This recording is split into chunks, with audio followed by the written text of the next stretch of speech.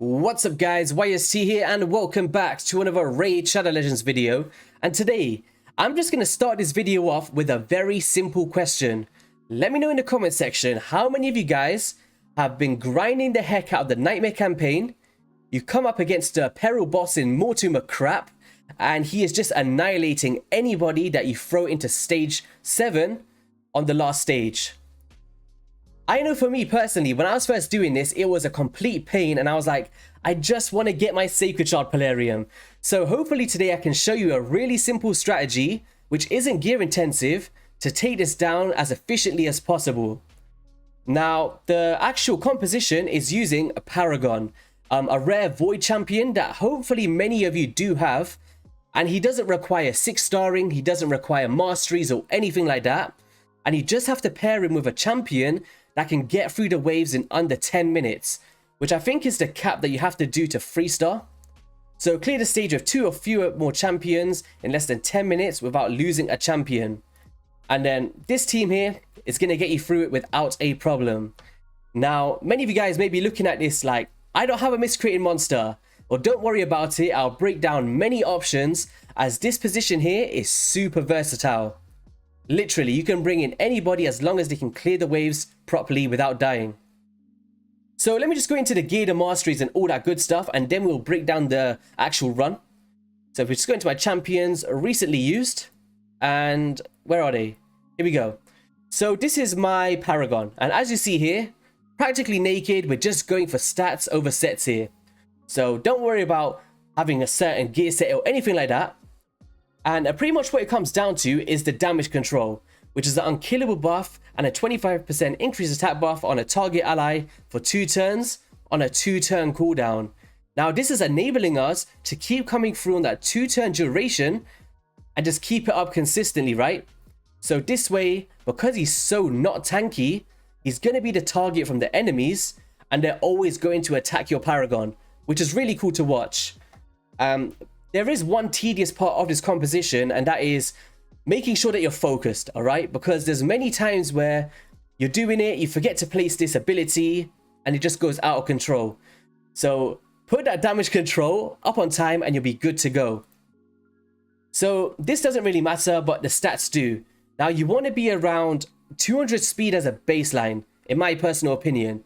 You might get away with 198 or 197, but 205 to 210 was my personal sweet spot. And you want a little bit of resistance, might not need to be 190.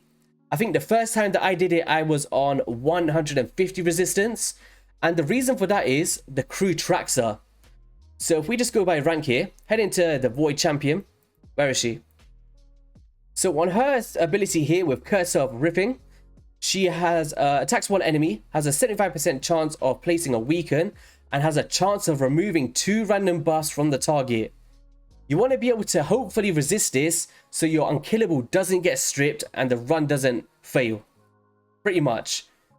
So let's just go into recently used first again. So that was my Paragon, and this is my miscreated monster. Now, I'll show you a damage of another champion in Tyrell, who I think is a really viable option here, because he has drop defense, turn me to control, decrease attack, and he hits really hard, right? So he's a really good option, but I showcased him last time. So this time I want to show miscreated monster, just to prove that you don't need a consistent drop defense to get through this in 10 minutes. And pretty much for him, I've just got 210 speed. He doesn't need this high HP, don't worry about it. 210 speed, nice crit rate, and enough accuracy to place the stun debuffs on the A2, just to make sure that you can get through it a lot more quickly. He also has that chance of a drop defense on the A1 if they're under the stun, and ally protection mainly for the continuous heal, so he can heal himself without a lifesteal set. If you've got a champion that doesn't do a self-healing mechanic, then you need to bring in something like lifesteal so they've got a sort of healing, alright? So Tyrell, really good option, or anyone else pretty much. If they can kill the waves under a lifesteal set, that's all you need to do and pair it with a Paragon. That's it. So let's go into the actual run now. So 12-7 Nightmare campaign. The details doesn't have much more in it, but Mortimer basically attacks you with peril with his secret skill and it will kill anybody. So we're using our Paragon as a tank. He's going to be able to survive through that unkillable buff and keep the run flowing. So I'm just going to bring up an actual run here that I pre-recorded so I can actually talk instead of focusing. So where's videos here? Head down and here we go. So we're just going to forward it a little bit. Now I did try this with presets and it just didn't work. For some reason the Paragon still wanted to place the unkillable on miscreated monster, even though that he had way less HP. And then I tried to put him in the lead position. It just, my theory didn't work. I thought that with the implementation of the skill priorities, we'd be able to just full auto it. It just wasn't the case. So as you see here, we're just going to slowly chunk through it. We've got a 10-minute time limit. It won't be a problem. They're all going to be attacking our Paragon because obviously he's got no HP. And make sure that you're always placing that A2 ability the second that it wastes out. Don't think, ooh, maybe I can get an extra hit here and put it on the next one. You're speed tuned, guys, all right? Just put it on him. And there's one exception of this, actually. So if we just forward it a little bit, get to the end of round 1. So when you get to this position here, you may want to actually hold on from doing it again. And I'll show you why. So we're going to do an A1 here. Usually you put unkillable on and that's completely fine. I wanted to showcase both variations. But if you didn't have someone like a stun champion, what's going to happen here? Then here it's not up. So if anybody came through to attack our Paragon, it wouldn't work. So let's go through A1s. And I'm just going to show you here. So we've got ally protection to protect us. But if you don't have an ally protector, he would have been dead at that point there. Especially if you're only running like a rank 40. So make sure that in that previous round that you didn't place the unkillable and just killed off that enemy if you're able to. So that's, I wanted to show you both variations there. And once again, we're just going to come through.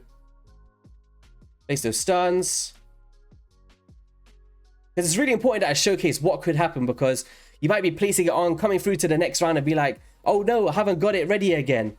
But just pay close attention to the final enemy. If you don't need to place the unkillable on, save the skill and put it on wave 2. And same kind of deal here. We're just going to come through. Hold it a little bit. I don't want to bore you. So we're coming through here. And you see right there, we saved the ability and we just did an A1 skill. Let me just go back one more time. There we go. And now that enabled us to come through on this wave 3. And he's going to be able to have that ready to place on himself. And you're going to see here with the crew Traxxer, we tried to stun, it didn't happen. But we managed to kind of not make it get stripped there, which is really good. If he does manage to get through it, just reset the run. It'll be completely fine after a few attempts. But this was my first attempt and it worked out fine. There we go. And we just want to kind of kill that crew Traxxer first, because that's kind of our main source of potentially losing our run. And we actually placed the ally protection on at the wrong time there. I thought, let me just heal my miscreated monster. But I forgot that through the peril, our miscreated monster was getting smacked. Come through here with the stuns. Keeping that unkillable up. And on the next one, we'll be able to heal up a little bit more. Not that we need it, but obviously if the HP from our miscreated monster drops any more, then he could be the target for peril. And you don't want that. So just be wary of where you're placing that ally protection. So get those shields up. Boom. We're keeping them under control. There we go. We've got another stun on. And even this is why I say Tyro's a really good option, because with his 10 meter control, I believe with his A3, he actually has a chance to stun as well. So he's able to control that crew Traxxer, so there's not that chance of getting stripped. So let's just forward it a little bit more. Coming through here, we're still doing pretty well. And then at this point, it's just like a race to win. So we got the ally protection on there just to get some heals out. Doing pretty well. We're at 7 minutes. 8 minutes. So we are cutting it really tight here. Miscrit Monster isn't dealt for like pure damage. But if he was a bit faster with more crit damage, he would have been solid. Still under that 10 minutes. And I think the final hit comes through with Paragon. And there we go. So 8 minutes 28 seconds. Best time 1 minute 8, of course, but I didn't use this team. And Miscreate Monster 1.1 million damage, and Paragon enabling this team. What I'm going to do is I actually got a screenshot from my previous video that I can show you. Let me just find it for you guys. And is it this one? There we go. So we can just zoom in here.